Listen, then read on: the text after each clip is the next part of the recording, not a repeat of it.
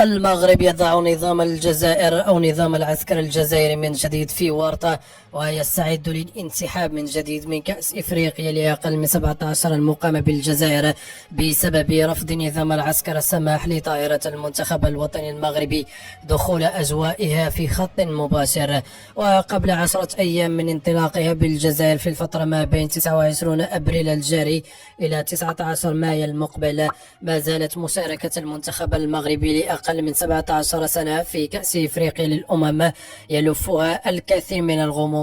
في ظل تناسل أخبار حول إمكانية تكرار سيناريو تعذر مشاركة الأسود في بطولة إفريقيا للاعبين المحليين. وتحفظت مصادر جامعية أو مصادر داخل الجامعة الملكية لكرة القدم عن مصير مشاركة المنتخب المغربي في كأس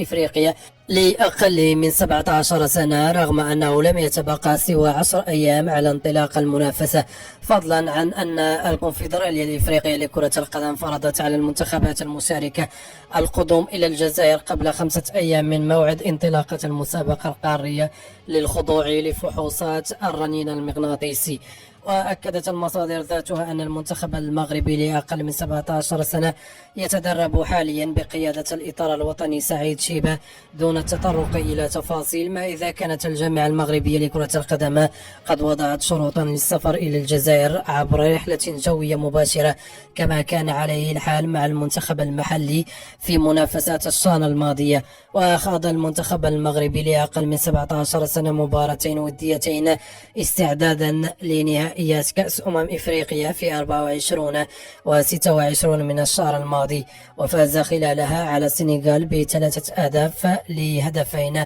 وتعادل مع بوركينا فاسو بهدف لمثله. وجدير بالذكر أيضا أن القرعة كانت قد أوقعت المنتخب المغربي لأقل من 17 سنة في المجموعة الثانية إلى جانب منتخبات نيجيريا وجنوب إفريقيا وزامبيا. هذا وفي الجانب الآخر كشفت مصادر إعلامية متفرقة أن الاتحاد المصري لكرة القدم يحاول إدخال مصر لتعويض المنتخب المغربي لأقل من 17 في حال ما إذا لم يشارك في هذه البطولة القارية المجراة أو التي ستقام في الجزائر بعد أيام، حيث يواصل الاتحاد الإفريقي لكرة القدم كاف مناوراته المسمومة ضد الجامعة الملكية المغربية من خلال رغبتها في تعويض أسود الأطلس المنتخب الوطني المغربي لأقل من 17 بنظيره المصري في نهائيات كأس إفريقيا التي تحتضنها الجزائر في الفترة ما بين 29 أبريل الجاري و19 ماي المقبل. وذكرت العديد من الصحف المغربية أن الكاف يرفض حل مشكل تدخل النظام الجزائري